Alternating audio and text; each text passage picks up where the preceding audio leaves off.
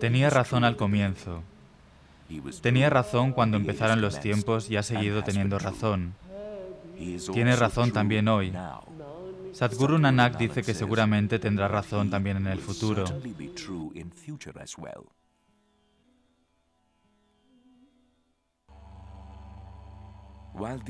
Aunque esas palabras inmortales del Gurbani suenan mágicas en cualquier lugar, aquí en este vasto tramo de un desierto frío, miles de pies por encima del mar, en medio de la austeridad del paisaje, en la calidez de una Gurudwara, su esencia, de alguna manera, llega a ser tan clara como el cristal. Quizás no sería un digno rival de la grandeza de las otras Gurudwaras mejor conocidas si solo fuera porque aquí vivió y meditó Guru Nanak Dev, sino también porque luchó contra un demonio.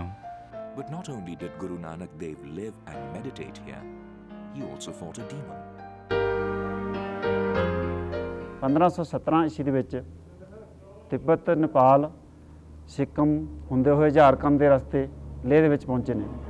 ਕੁਝ ਦਿਨ ਤਪੱਸਿਆ ਕਰਨ ਤੋਂ ਬਾਅਦ ਜਦੋਂ ਉਹਨਾਂ ਨੇ ਕੀਰਤਨ ਆਰੰਭ ਕੀਤਾ, ਬਾਲਾ ਤੇ ਮਰਦਾਨਾ ਨਾਲ ਸੀ, ਲੋਕ ਇੱਥੋਂ ਦੇ ਇਕੱਤਰਤ ਹੋਏ ਨੇ। ਉਹਨਾਂ ਨੇ ਦੇਖਿਆ ਕਿ ਸਾਧੂ ਮਹਾਤਮਾ ਕੋਈ, ਕਿਉਂਕਿ ਗੁਰੂ ਨਾਨਕ ਦੇਵ ਜੀ ਜਿਸ ਇਲਾਕੇ ਵਿੱਚ ਜਾਂਦੇ ਸੀ ਉਹੋ ਜਿਹੇ ਹੀ ਪਹਿਰਾਵਾ ਪਹਿਨਦੇ ਸੀ। ਵੇਖ ਕੇ ਉਹਨਾਂ ਨੇ ਰਿਕੁਐਸਟ ਕੀਤੀ ਕਿ ਸਾਹਮਣੇ ਵਾਲੀ ਪਹਾੜੀ ਦੇ ਉੱਪਰ ਇੱਕ ਬਹੁਤ ਡੇਂਜਰ ਰਾਕਸ਼ਸ ਰਹਿੰਦਾ ਹੈ ਜੋ ਟਰਨ ਵਾਈਜ਼ ਲੋਕਾਂ ਨੂੰ ਖਾਂਦਾ, ਅਸੀਂ ਉਸ ਤੋਂ ਬਹੁਤ ਪਰੇਸ਼ਾਨ ਹਾਂ। ਗੁਰੂ ਨਾਨਕ ਦੇਵ ਜੀ ਕਹਿਣ ਲੱਗੇ ਕਿ ਅਸੀਂ ਉਸ ਰਾਕਸ਼ਸ ਦੀ ਕਰਕੇ ਹੀ ਇਸ ਜਗ੍ਹਾ 'ਤੇ ਪਹੁੰਚੇ ਹਾਂ ਔਰ ਇਸ ਜਗ੍ਹਾ 'ਤੇ ਬੈਠੇ ਹਾਂ। ਤਾਂ ਰਾਕਸ਼ਸ ਨੇ ਸੋਚਿਆ ਕਿ ਹੁਣ ਇਹ ਕਿਹੜਾ ਮੇਰੀ ਤਰਫ ਦੇਖ ਰਹੇ ਨੇ ਅਤੇ ਮੈਂ ਇਹਨਾਂ ਨੂੰ ਮਾਰ ਦਿੰਦਾ। ਵੱਡਾ ਪੱਥਰ ਉਹਨੇ ਗੁਰੂ ਨਾਨਕ ਸਾਹਿਬ ਜੀ ਦੇ ਉੱਪਰ ਸੁੱਟਿਆ। ਪੱਥਰ ਜਦੋਂ ਗੁਰੂ ਨਾਨਕ ਦੇਵ ਜੀ ਦੀ ਬੋਡੀ ਨਾਲ ਟੱਚ ਹੋਣ ਤੋਂ ਪਹਿਲਾਂ ਮੋਮ ਬਣ ਚੁੱਕਾ ਸੀ। ਮੋਮ ਬਣ ਕੇ ਗੁਰੂ ਨਾਨਕ ਸਾਹਿਬ ਦੀ ਪਿੱਠ ਲੱਗੀ ਹੋਈ ਹੈ ਪੱਥਰ ਦੇ ਵਿੱਚ, ਜਿਸ ਨੂੰ ਗੁਰਦੁਆਰਾ ਪੱਥਰ ਪਿੱਠ ਸਾਹਿਬ ਕਹਿੰਦੇ ਨੇ। Guru Lama, Nanak Lama y Guru Rinpoche fueron los nombres que le dieron los aldeanos durante su estancia, y hasta hoy le veneran como suyo.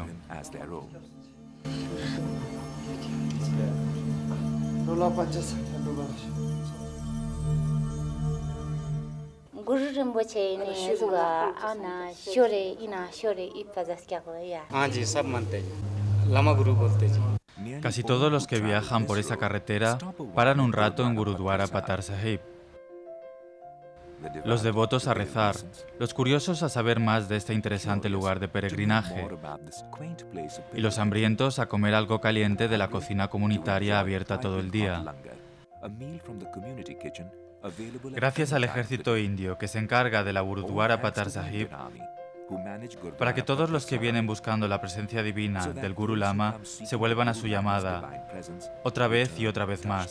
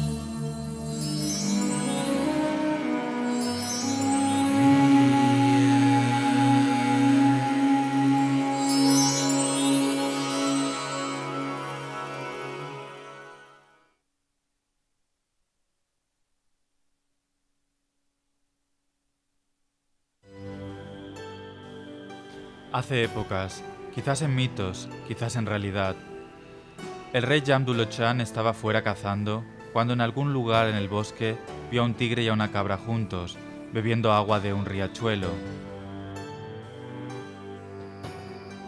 Inmediatamente decidió construir una ciudad en tan sagrada tierra, y así nació la ciudad de Jammu. Pero entonces quizás ese mito, leyenda o historia tenga algún elemento de verdad. Y por eso en los tiempos actuales, cuando el antagonismo y la intolerancia religiosa están a la orden del día, en esa ciudad de Jammu, las mezquitas y los templos sí que existen uno junto al otro. Se conoce a Jammu por ser la ciudad de los templos, pero también hay muchos santuarios de cientos de años conocidos como ziyarats o dargahs.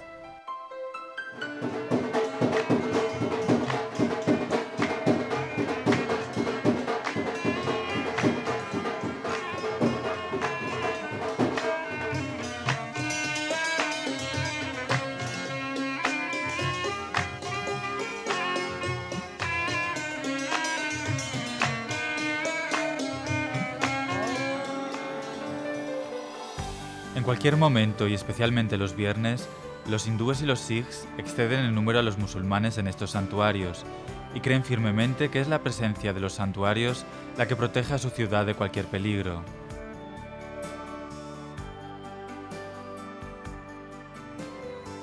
Todos pueden venir aquí.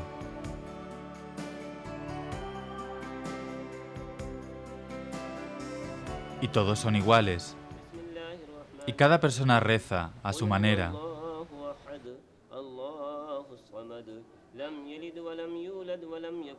Ni siquiera por un momento la presencia de uno amenaza o antagoniza al otro.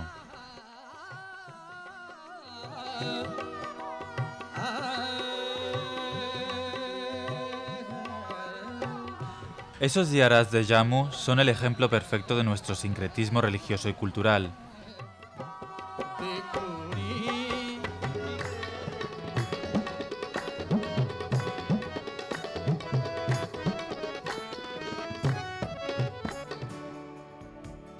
Rojo y verde, dos colores distintos, representando a dos distintas fes, el hinduismo y el islam. Pero aquí en los ziyarats de Jammu se juntan no en acrimonia, sino en armonía perfecta.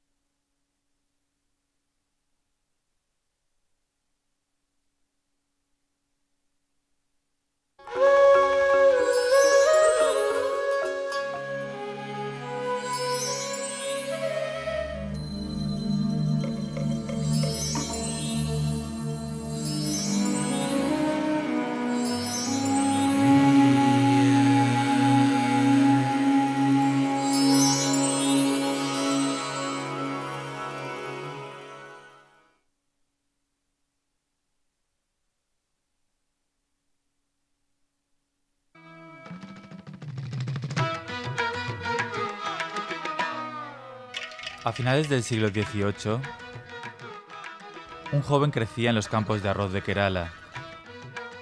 Salvo que a diferencia de los otros chicos de su edad, este estaba absorto en el estudio de las Vedas.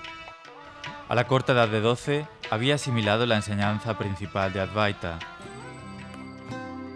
no duplicidad, el monismo absoluto, una realidad sencilla, un dios, y en aquel momento era el Adi Shankaracharya.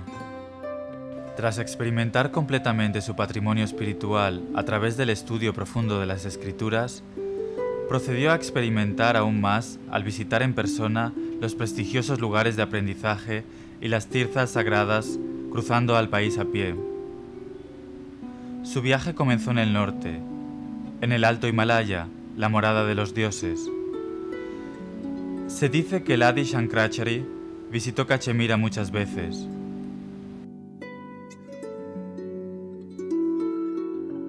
Visitó primero este templo de Shiva, que se dice es tan viejo como el mismísimo tiempo.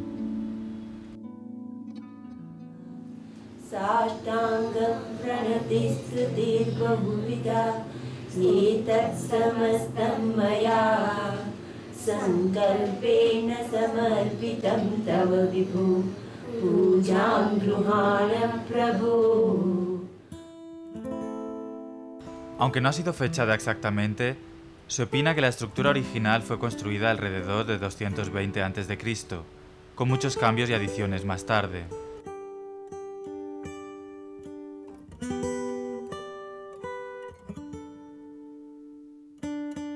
Lo singular del templo es su arquitectura. Al verlo a distancia, el templo parece como una gran shivling, apuntando al cielo, casi tocando las nubes.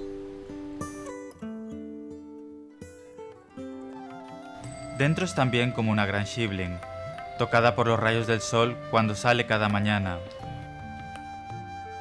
Fue aquí, en este ambiente tranquilo y bonito, donde vivía y meditaba el Adi Shankaracharya, en armonía perfecta con sus alrededores.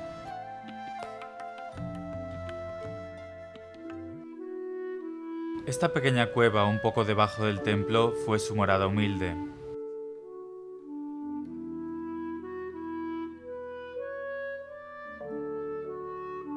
Aunque fue una asociación breve, bastó para que el templo fuera conocido desde entonces por su nombre, porque quizás estuviera aquí el que experimentó por completo las profundidades del monismo tanto por dentro como por fuera.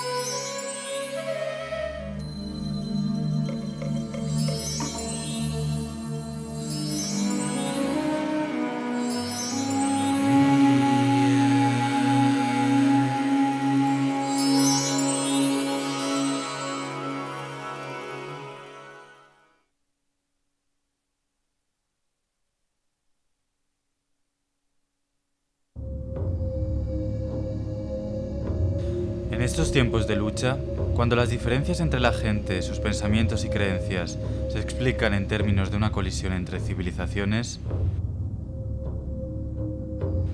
es difícil creer que no hace mucho tiempo vivió un hombre considerado por muchos como divino.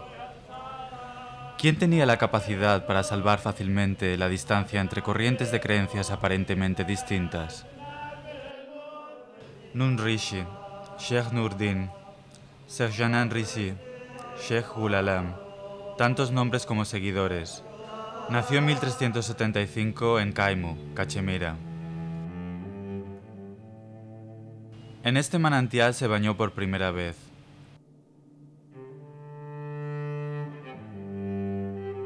En esta cueva meditó durante 12 largos años.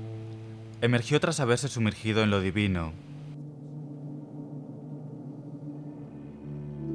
Pero era aún un hijo de la tierra que habló a la gente en su propia lengua, usando metáforas que ellos podían identificar. Dijo: que sea la reja del arado tu baño y ablución. Úsalos bien. Que el yugo sea tu conciencia. Abandona las preocupaciones familiares. Arar la tierra es igual a leer el Corán. Léelo correctamente. Porque Nun Rishi fue esencialmente un santo del pueblo, un icono tanto para la nueva fe, el Islam, que estaba echando raíces, como para la tierra en que crecía, que llevaba dentro de sí siglos de sabiduría y espiritualidad de la religión preexistente, el hinduismo.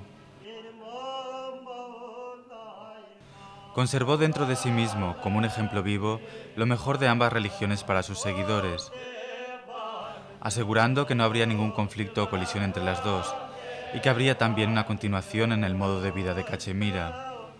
Dijo: una vez que sepas la verdad, dominarás los 5 sentidos. Si no, puedes continuar inclinándote 5 veces al día y llamarlo namás. Pero solo cuando unas a Shiva y al vacío en tu interior, habrás hecho la namás verdadera e interior. Como todos los santos Bhakti y Sufi que predicó la unidad con lo divino, la armonía y la igualdad, en la India en aquel tiempo, Nun Rishi también fue el epítomo de este espíritu de unidad, predicando contra el dogma, el ritual y el odio con el nombre de la religión. Pasó sus últimos días en Rupwan, un lugar idílico en la cima de un monte, y sus restos mortales fueron enterrados en Charar-e-Sharif. En la vida como en la muerte, siguió siendo el santo del pueblo. Sin distinciones de religión, aún hoy, los hindúes, musulmanes y sikhs lo veneran como su propio santo. Como él les enseñó, el amor es la única escalera que puede llevar a uno hacia Dios.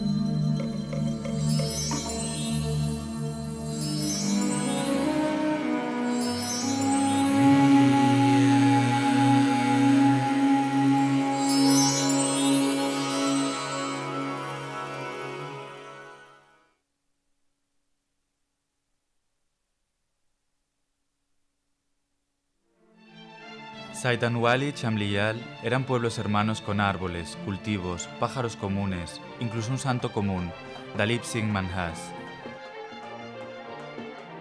Dalip Singhji tenía un gran grupo de seguidores en la región, y aunque era un hindú, los musulmanes excedieron en número a los hindúes y sikhs como sus discípulos.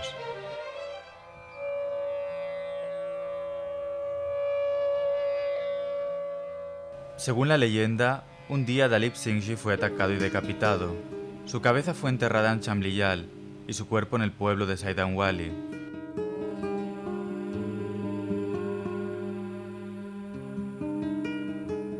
Ambos pueblos ahora tenían santuarios, ambos de su querido santo.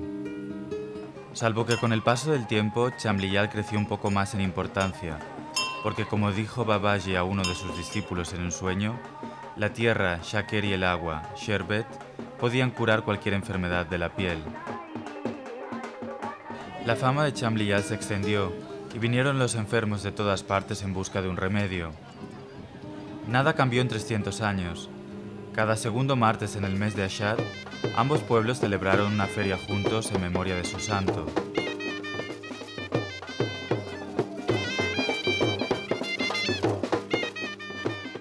Pero entonces vino la partición, y los pueblos hermanos de repente tuvieron una frontera entre los dos. Saidanwali se encontró en Pakistán, y Chamliyal llegó a ser una parte de India.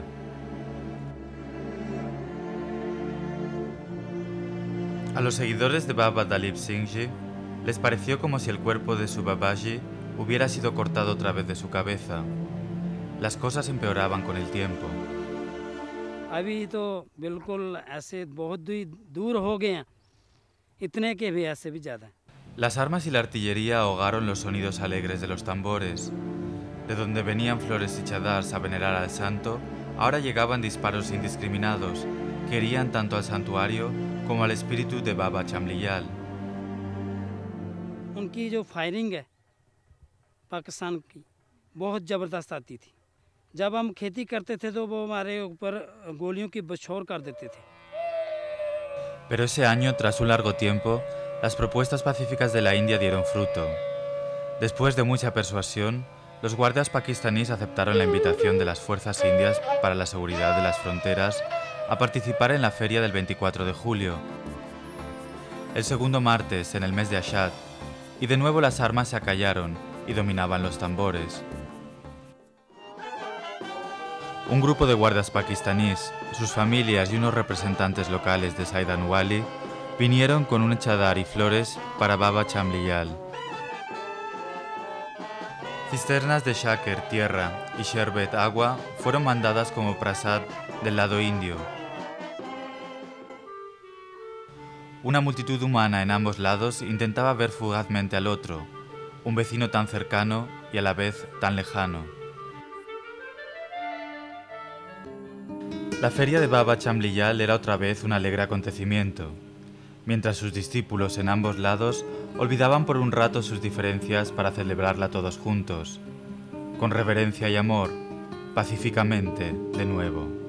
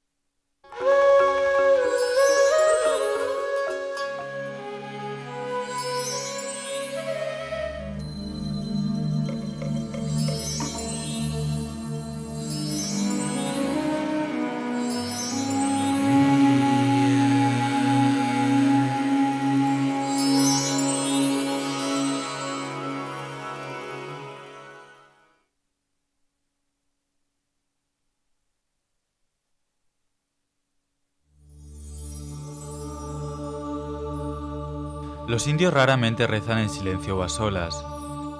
Les gusta rezar juntos y asegurarse que se pueden oír sus oraciones. Porque en la India la comunión con Dios es una celebración alegre de la vida. Rezar en coro y cantar son una parte integral e inherente a todas las fes indígenas. Incluso las religiones que vinieron de lejos y se arraigaron en tierra india se desarrollaron y se adaptaron a ese entorno social, internalizando los idiomas y prácticas existentes. Esto se ve también en Jammu y Cachemira, mientras que los monasterios en Ladakh resuenan con coros y címbalos. Los ziyarats y templos del valle de Jammu tienen su propio código de ritos, que quizás tenga mucho más en común entre sí que en otras partes del país, porque el Islam no llegó aquí con la espada, sino como una suave brisa, poco a poco convirtiendo a los templos en khanqahs.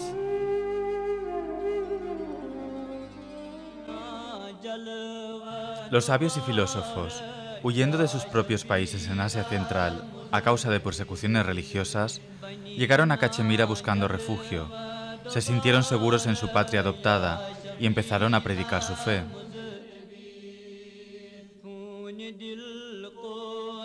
En las Kanekas y las Ziyarats hablaban de un Dios, de una verdad, del amor hacia el prójimo, de la humildad y la veracidad. Eso, para los habitantes locales, no era nada nuevo, sino familiar, no diferente, sino parecido a los principios básicos de su propia fe de shaivismo monístico. Así que, pronto, la nueva fe se arraigó mientras se adaptaba a las creencias ancestrales de sus nuevos seguidores. De hecho, fue firmado un contrato para proteger esas creencias, cuyo original está guardado en una bóveda de la antigua Kaneka de Srinagar.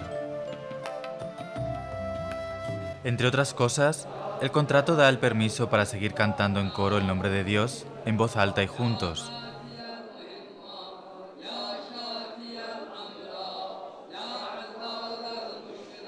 Y por eso, hasta hoy en Cachemira, Darud es una parte integral e inherente a la oración.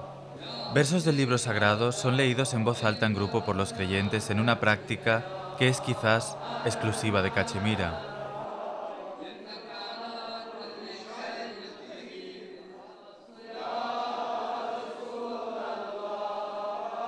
Mientras esas paredes antiguas de las Kanekas resuenan con la hermosura y la santidad de este coro, todos en la vecindad se sienten en paz y unidos con su Creador.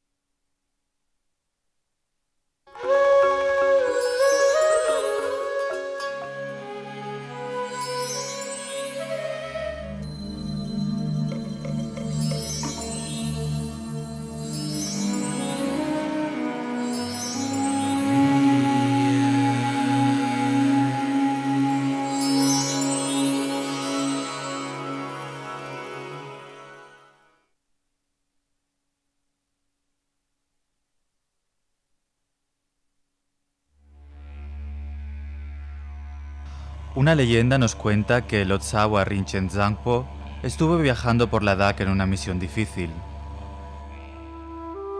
Tras recorrer todo el camino desde Spiti, estaba buscando un lugar ideal donde se podrían construir templos para alabar al Iluminado. Templos que serían excepcionales. Pero todo lo que vio fue una jungla, montes severos, áridos, valles y dunas. Muchas eran las puestas de sol que vio y salidas de luna, pero el lugar perfecto seguía escapándole. Un poco preocupado, se sentó a meditar. Inspirado, eligió un lugar y allí plantó su palo. Y se juró que al volver, si el palo había echado raíces y florecido, los templos serían construidos justo allí, en Alichi.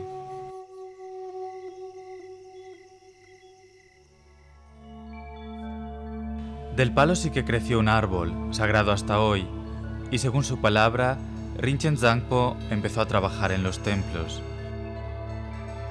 Maestros artesanos y artistas fueron invitados de otras partes de la India.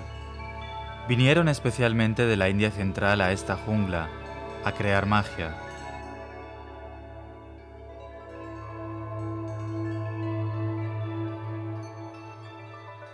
De hecho, el Choskor, o el enclave religioso en Alchi, es singular.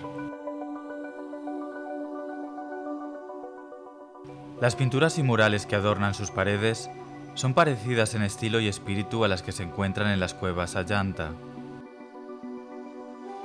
Los templos en Alchi son casi los únicos supervivientes del estilo pretibetano, de la pintura budista y del arte indio de aquel tiempo. Abandonado hace siglos como un lugar de culto regular, Alchi es todavía un sitio sagrado mantenido por los monjes de Likir, un monasterio cercano. Hay también una preciosa canción folclórica que nos cuenta cómo Alchi recibió su nombre. Una leyenda dice: क्योंकि दरिया सिंध के ऊपर कोई पुल नहीं थे, तो आलची तो पहला गांव था, तो यहाँ से हमारे राजा महाराजा जो उस वक़्त लोगों को ऐसे ही काम के लिए लाते थे, तो वो लोग को बिल्कुल ना सुना करते थे, इसलिए ना सुनाई को हम हाल चिंते बोलते हैं. Pero aquello quizás fuera verdadero cuando se necesitaban manos expertas para construir los templos, hace un milenio. Hoy, la presencia de los templos asegura que la gente cercana o distante pueda venir por cuenta propia, de todas partes, a hundirse en la belleza de los templos, y también en el de Alchi.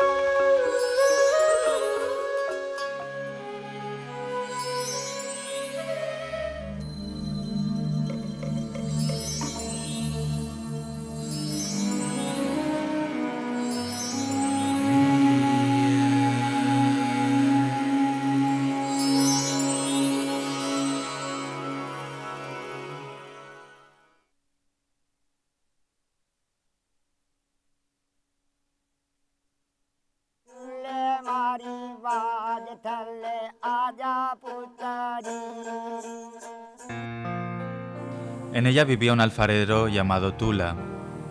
Sus macetas tenían mucha fama, no solo por su mezcla excelente de barro y agua, sino también por las flores en las macetas que solía dibujar su hija Soni. Han pasado muchos siglos desde que Tula hacía las macetas y Soni dibujaba en ellas flores, pero aquí en esta región su leyenda sigue viva.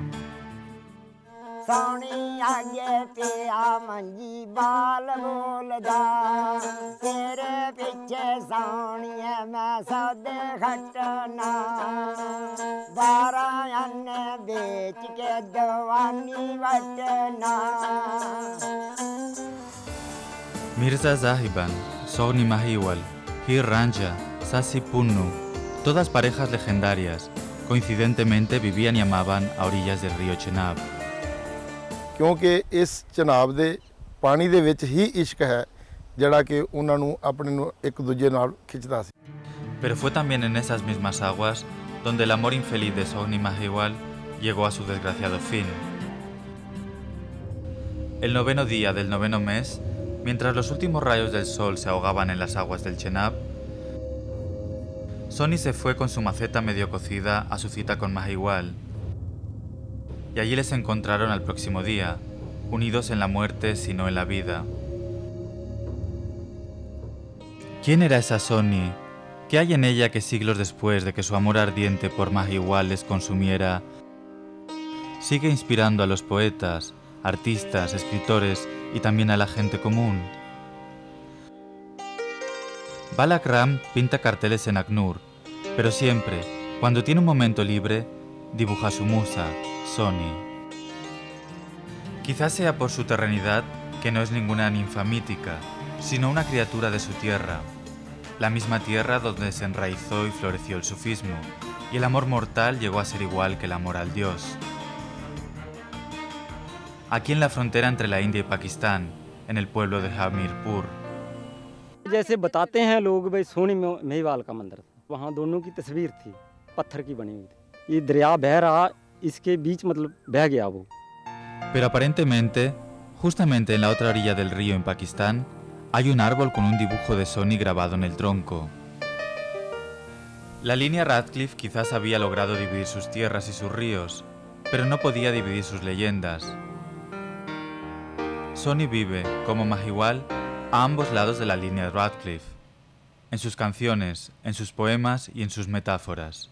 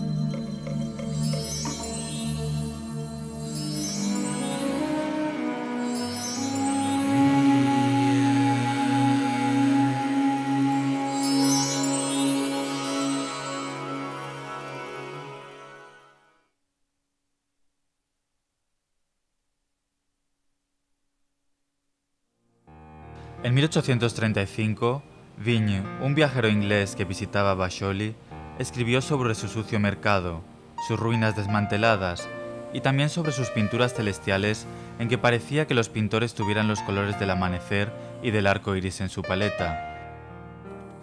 No parece que haya cambiado mucho. El mercado sigue siendo, bueno, sucio.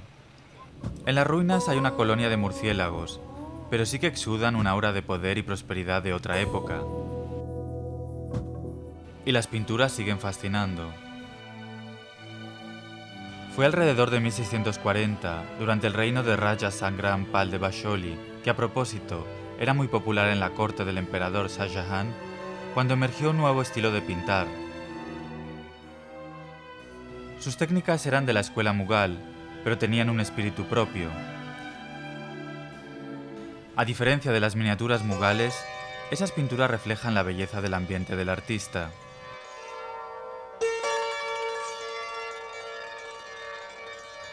El paisaje de las montañas Shivalik, su flora y fauna, también inspiraron el eroticismo de la literatura Srinagar en la poesía. Lo que realmente les apartaba era el uso de los colores primarios, hechos de piedras encontradas en el río y que venían de las flores, árboles y arbustos cercanos al artista. Otra característica singular es la forma distintiva del ojo, el ojo Basholi. Vigor primitivo, intensidad salvaje, fueron las palabras usadas por el grupo refinado, familiarizado con la delicadeza de las miniaturas mughales para describir inicialmente a las pinturas Basholi. Sin embargo, en 1930, su vigor bárbaro había sido reconocido como la cuna de todos los 4 centros de pinturas de montañas y estaba empezando a crear entusiasmo en el mundo. Desafortunadamente, la historia fue distinta en Basholi. उस वक्त मुझे याद है कि मेरे दादाजी ने अमृतसर से एक व्यापारी आया था, वो 50-50 रुपए से पेंटिंग ले गया था। Vaid Ramni Waspada sabía, como es un descendiente directo de los Rajvaids de Basholi o los médicos del rey, que recibieron las pinturas como parte del patrocinio reales. Hoy, su hija Sonu, junto con algunos otros como Shakil, Están intentando desesperadamente mantener vivo este arte en Basholí para que la generación joven sea consciente de lo que ha heredado. ये आर्ट जो है ये world famous है, अगर ये सिर्फ बुक्स में रह जाएगा अगर हम लोग नहीं करेंगे. Desafortunadamente, sus temores parecen muy ciertos, pues Basholí sigue cayendo en el olvido, y la intensidad salvaje de las pinturas Basholí es apreciada en algún otro lugar.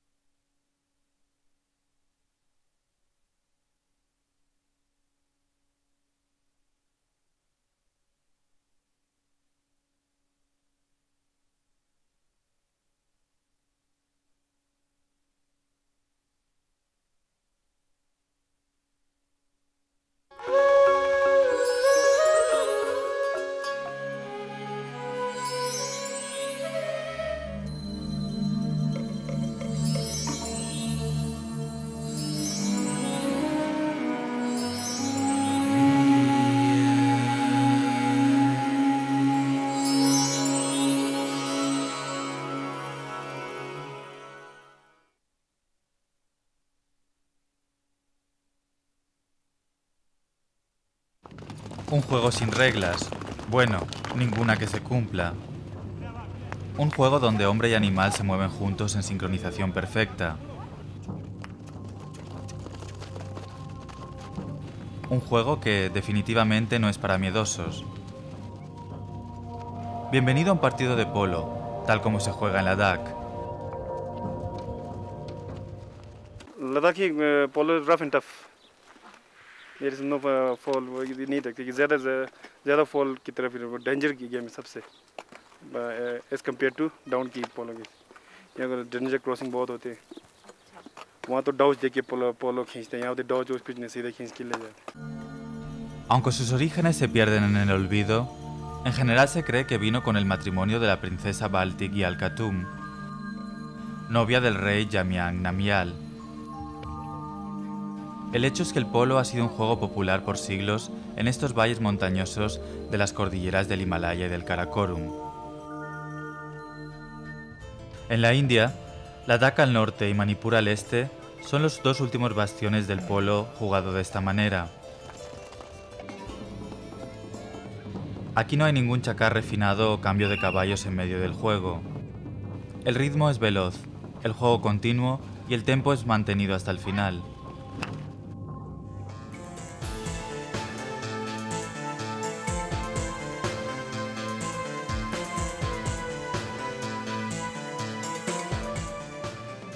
Aparte de los hombres y caballos, la música es la otra cosa indispensable en un partido de polo en Ladakh.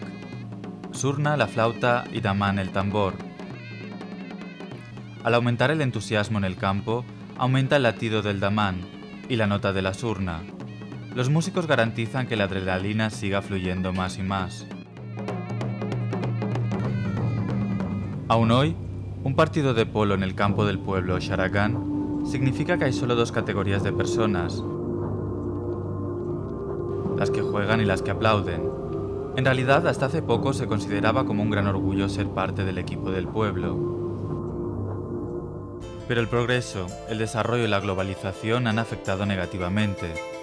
Estilos cambiantes de vida y urbanización significan que los habitantes locales tienen poco tiempo o inclinación por lo que fue considerado una vez como el rey de los juegos y el juego de los reyes. कम से कम 15 टीम आता था वहाँ, अभी तो सिर्फ 2 टीम ही रह गया. वो तो बहुत बुरा लग रहा है.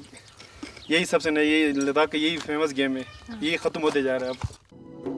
Pero para estos hombres montados en sus caballos, que los demás jueguen lo que quieran.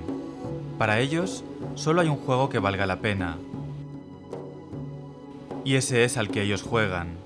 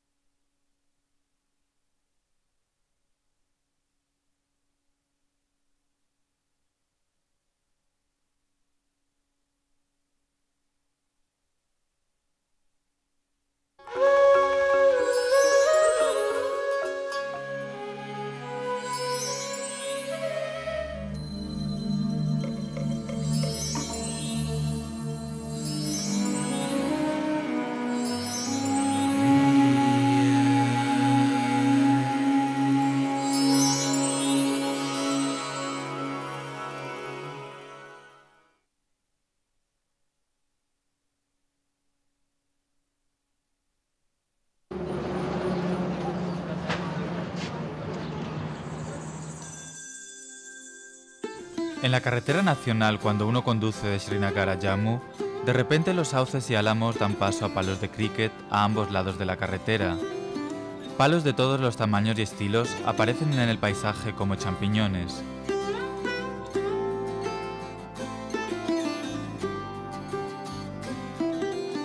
Porque ahora estamos en Hulmula, donde el trabajo de todas las familias es fabricar palos de cricket. Los sauces que crecen alrededor dan abundante leña. Así que, claramente, fabricar y vender palos de cricket es la profesión de todos. यहाँ तो सब तकरीबन सारे यही काम करते हैं। कम से कम 100-150 परिवार ये काम करते हैं इस इलाके में। Pero no siempre fue así. Hulmula se convirtió en el centro de la industria india de palos de cricket por defecto. Justo después de la partición, un fabricante de artículos deportivos de Julandhar se encontró en graves problemas. Todos sus proveedores estuvieron de repente al otro lado de la frontera de Pakistán. Necesitaba sauces para sus productos, y pronto. Su búsqueda le trajo a Hulmula, la casa del sauce o vir, como es conocida localmente. उस वक्त ये पानियर सपोर्ट उसका एक मिस्त्री यहाँ आया था, फिर उन्होंने वहाँ से एक बेंडसा और ये एक डीजल इंजन लिया और साथ ही उन्होंने कारीगर भी वहाँ से साथ लिया, जिन्होंने उसका फाउंडेशन यहाँ बनाया, सब कुछ किया था। तो पहले वहीं से मिस्त्री लाना पड़ता है, बैट बनाने के लिए भी, हैंडल बनाने के लिए भी, हर चीज़ के लिए भी वहीं से ही लाना पड़ता था। लड़के भर्ती हुई हैं, उन्होंने सीखा, फिर धीरे धीरे काम चालू हो गया। Un sauce necesita 15 años para madurar, y el leño de mayor calidad se usa para fabricar palos de cricket.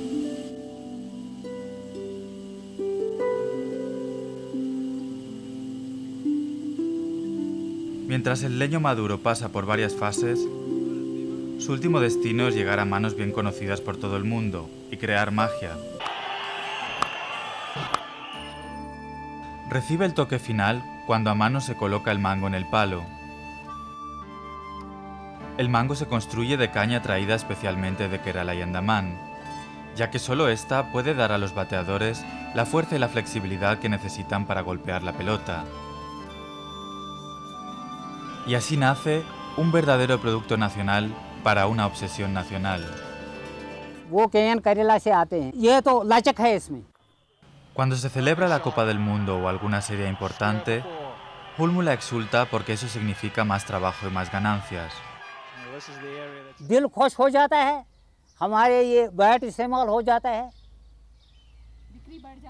बिक्री भी बढ़ जाता है। Y pasan sus horas libres, si es que les quedan, haciendo obviamente no otra cosa sino jugar al cricket.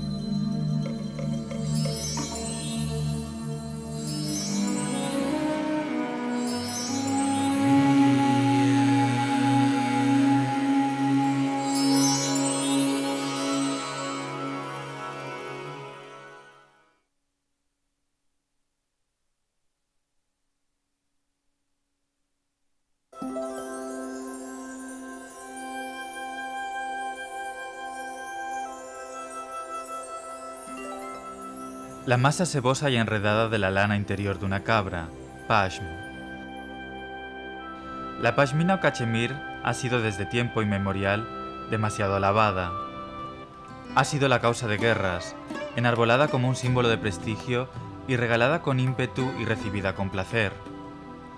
Ya en las Vedas, la Ramayana y otras escrituras antiguas de la India se encuentran referencias detalladas. Geográficamente, la historia de Pashm empieza en estas altas montañas. La Rig Veda describe como el lugar ideal para la lana la cuenca de Sindhu o Indus y las áreas alrededor del río Iravati o Ravi, como lo conocemos hoy. También nos dice que se considera que las ovejas de la región más grande de Gándhara, conocida como Ravi, dan la mejor lana. Quizás la herencia esté intacta. Mientras que la mejor Pasham viene de Ladakh, algunos de los mantones más finos hechos a mano vienen de Basholi, una ciudad poco conocida en las orillas del Ravi, cerca de Jammu. Lo que no sabe mucha gente es que aún se tejen los mantones de pashmina a la manera antigua, porque son los mantones hechos en el valle de Cachemira los que tienen fama en todo el mundo. La pashmina ha viajado lejos y mucho desde su lugar de origen desde los tiempos del valle Indus.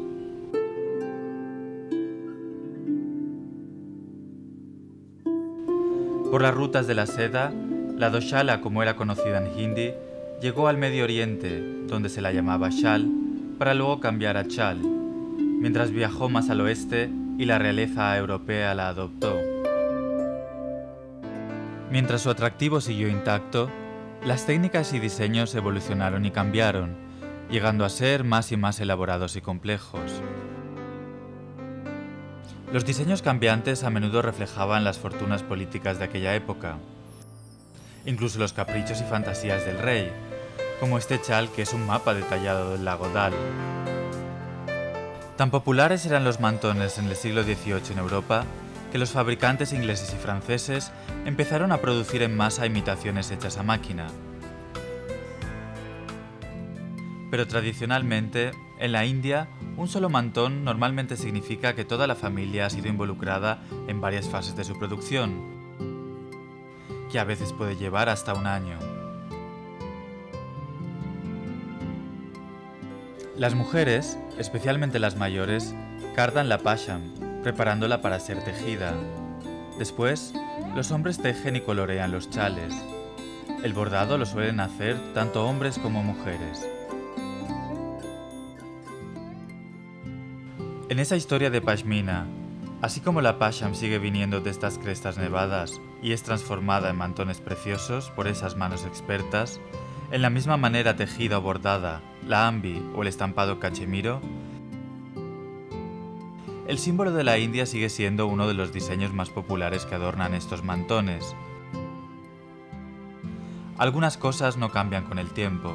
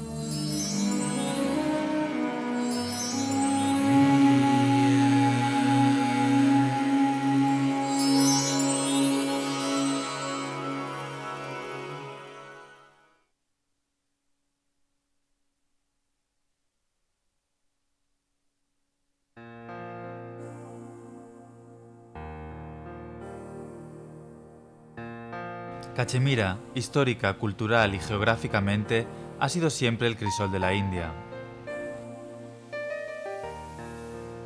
al estar en una encrucijada de caminos, ha creado en sus montañas y valles un mosaico vibrante de influencias entrecruzadas, a veces sublime. Pero para probar el verdadero sabor de esa mezcla de influencias, hay que embarcarse en un viaje gastronómico. Viajamos a un pequeño rincón del centro de Srinagar, conocido como Wazapura, la ciudad de los cocineros. Cada rincón, cada calle de Wazapura existe para facilitar el trabajo principal de sus residentes, que es cocinar. O deberíamos decir, para crear fiestas elaboradas, porque la Wasman no es una comida ordinaria, sino una experiencia culinaria como ninguna otra. Pero esta convergencia final de influencias, recetas e ingredientes de cocinas de toda la India, a menudo ha significado que muchas veces muchas bodas han tenido que ser aplazadas, porque el wazat de la familia tenía demasiados pedidos y no había mucho tiempo para preparar el banquete de boda. Con las Wasmans normalmente se celebra un acontecimiento y hay mucha preparación que hacer. Una vez que todos los ingredientes han sido recogidos, el equipo de wazas empieza a trabajar bajo la vigilancia del cocinero principal de la vasta waza. Cantidades asombrosas de cordero son picadas, cortadas y machacadas para preparar los platos tradicionales como la rista, goshtaba, rogan josh tabakmas. Todo el cocinado se hace sobre un fuego de leño en ollas cubiertas. Los wazas transmiten las recetas, que suelen ser muy secretas, de padre a hijo.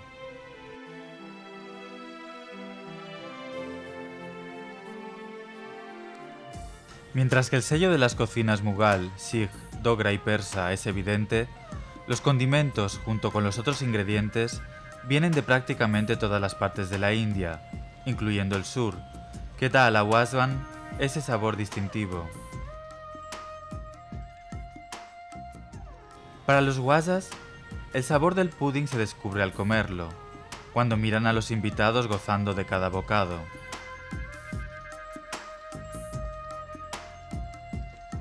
Pero no por mucho tiempo, porque es el tiempo de las bodas, y en Wazapura tienen que empezar con las preparaciones para la próxima Waswan.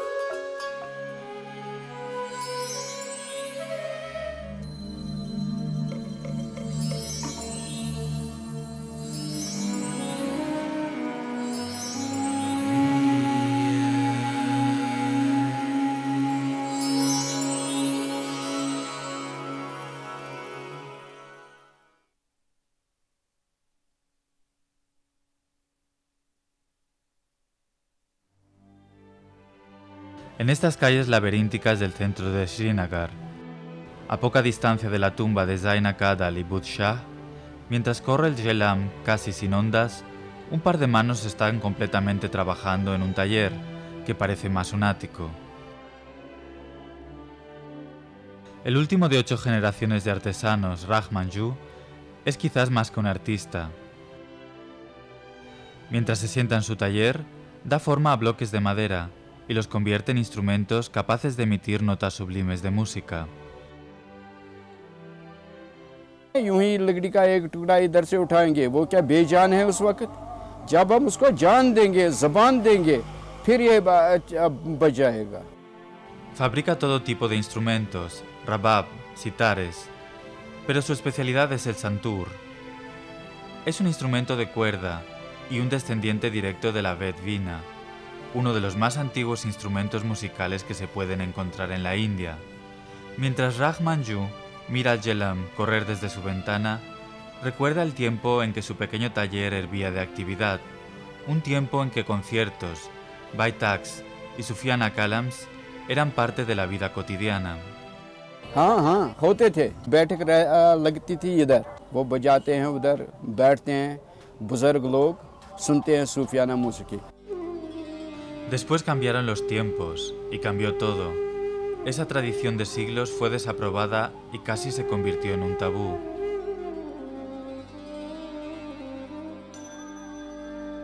क्योंकि कुछ डिस्टर्बेंस भी हुई है, इसलिए वो साज अब चलते नहीं है। Los pandits que solían tocar y enseñar el santur huyeron del valle aterrorizados, dejando atrás silencio y vacío.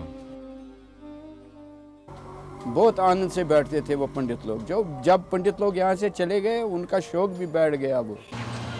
Cuando regresó la normalidad, las cosas ya habían cambiado, quizás para siempre. उनमें आजकल के ज़माने में यही समझो, यही डांस शांस वगैरह ऐसा ही फिल्मी गाने आए, वो खूब खुश होते हैं।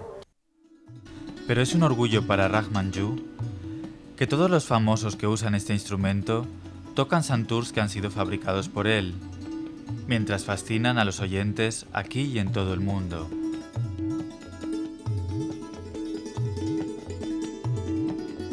जब कोई साज बजाता है ना, हमको मालूम होता है कि यह हमारा साज है। जब किसी और का साज होता है, वो तो मालूम पड़ जाए वो हमारा नहीं है। Para él, su trabajo nunca fue solo un medio de ganarse la vida, sino... ऐसे लोगों को समझना चाहिए, ये इबादत ही है। Así que sigue sentado en su rincón, convirtiendo sin ayuda bloques de madera en instrumentos capaces de crear melodía divina.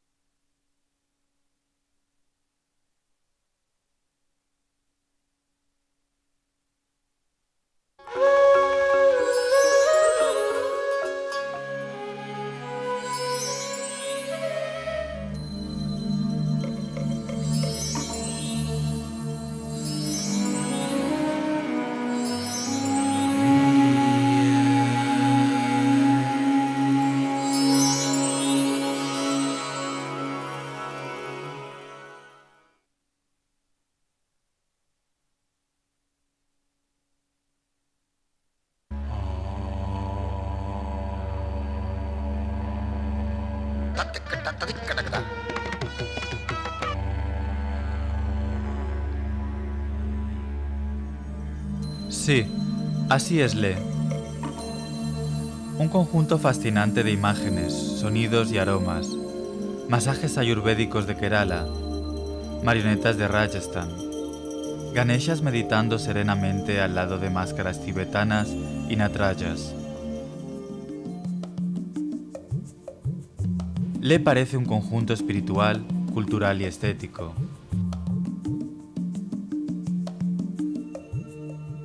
Pero esa fusión asombrosa no es nada nuevo.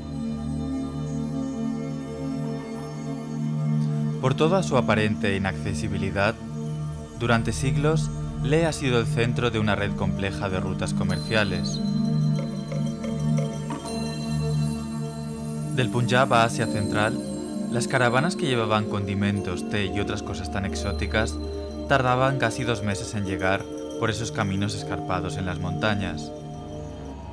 El budismo viajó por el mismo camino que el Islam. El aire rarificado aquí parece ser perfecto para una mezcla de influencias, habiendo hecho de Leh, secularmente, una casa a medio camino para el mundo. Los cibercafés están hombro con artesanías tradicionales.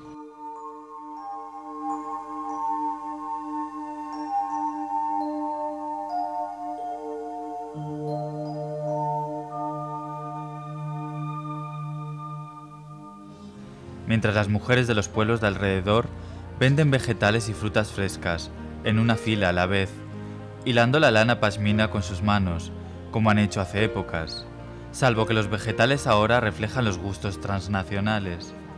Leh es verdaderamente lo más cosmopolita posible, un lugar donde la gente de todas partes se siente en casa y bienvenida. Quizás en ningún otro lugar del mundo se pueda encontrar a un hombre sikh que es propietario de una bollería alemana que prepara un pumpernickel increíble consumido por una devota clientela de israelíes expatriados. Aunque Ladakh en general y Leh en particular superan todas las metáforas, una tarde, mientras los miembros de la organización teatral de Ladakh ensayaban la representación de una obra adaptada de Shakespeare en la Shanti Stupa, todas las barreras de lengua, cultura y civilización desaparecieron. Cuando la universalidad de las emociones humanas pasó a un primer plano, el resultado fue magia. Pura magia.